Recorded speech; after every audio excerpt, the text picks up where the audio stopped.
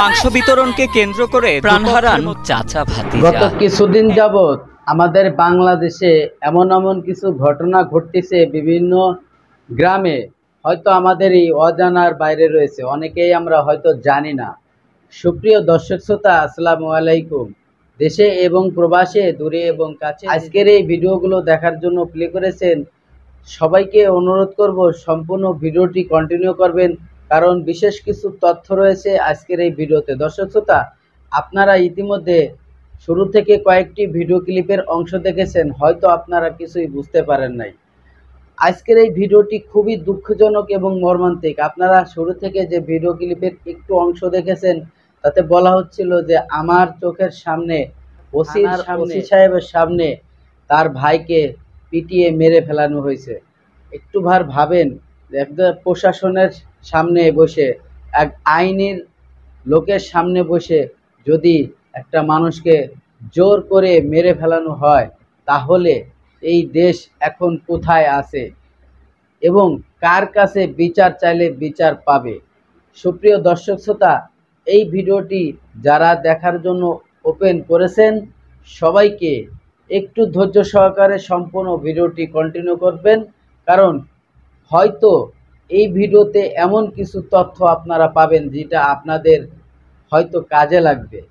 দর্শক শ্রোতা, আমাদের বাংলাদেশে বর্তমান অন্তর্বর্তীকালের সরকারের আমলে যে সমস্ত পুলিশ প্রশাসন রয়েছে, তারা কিন্তু যথাযথ অনেক দায়িত্বশীল পুলিশ অফিসার, তারা কিন্তু অনেক দায়িত্ব নিয়ে কাজ করতেছে এবং চেষ্টা করতেছে প্রত্যেকটা মানুষকে নিরাপত্তা দেওয়ার জন্য। তারপরেও সাধারণ কিছু মানুষ আছে, তাদেরকে ওভারটেক করে ক্ষমতার অপব্যবহার করে হয়তো এই ধরনের হত্যাকাণ্ড চালানোর চেষ্টা করে।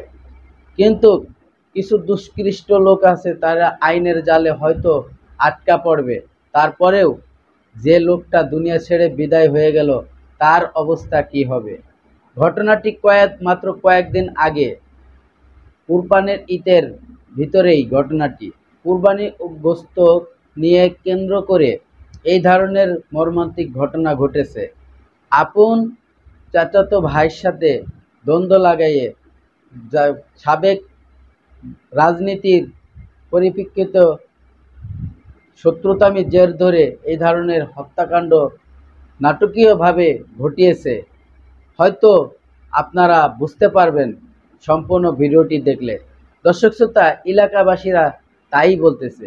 আর যে বোনটি কান্নাকাটি করতেছে, তারই বড় ভাই তার চোখের সামনে মারা গেছে এবং সাথে ও থানার ওসি সাহেব ছিল এবং এলাকার লোকজন, কিছু সংখ্যক লোকজন বলতেছে সে নাকি অনেক ক্ষমতাশালী ব্যক্তি ছিল, বিগত সরকারের আমলে যা অনেক প্রভাব খাটিয়েছে, পাওয়ার খাটাইছে, এখন পর্যন্ত সেই পাওয়ার সে খাটিয়ে যাচ্ছে। তার কাছে অনেক টাকা পয়সা আছে, প্রশাসন যেন তার কাছে কিনা গোলাম। তার জন্য ওসি সাহেবের সামনেই তাকে পিটিয়ে একটা লোককে দুনিয়ার থেকে বিদায় করে দেওয়া হয়েছে। এই ধরনের অভিযোগ তুলে ধরছে গ্রামের সকল পেশার মানুষ। প্রিয় দর্শক, একে একে সবগুলো ভিডিও আপনাদেরকে দেখাবো এবং সম্পূর্ণ ভিডিওটি দেখার জন্য অনুরোধ করব। সম্পূর্ণ ভিডিওটি দেখলে হয়তো আপনারা বুঝতে পারবেন কি ঘটনা ঘটেছিল। ঘটনা কিন্তু আমাদের বাংলাদেশের বাইরে না, এই বাংলাদেশেই এই ধরনের ঘটনা ঘটতেছে। প্রিয় দর্শক শ্রোতা, আমি আর বেশি কথা বাড়াবো না, চলে যাব সেই গুরুত্বপূর্ণ ভিডিওতে। আর ভিডিওতে যাওয়ার আগে ছোট্ট করে একটি রিকোয়েস্ট করব দর্শক, আপনি যদি আমার এই চ্যানেলে নতুন বন্ধু হয়ে থাকেন, ভালো লাগলে চ্যানেলটিকে সাবস্ক্রাইব করে রাখবেন। আর নিত্য নতুন ভিডিও সবার আগে দেখার জন্য এই ভিডিওটি প্রচুর পরিমাণে শেয়ার করে দিবেন, বন্ধুদেরকে দেখার সুযোগ করে দিবেন।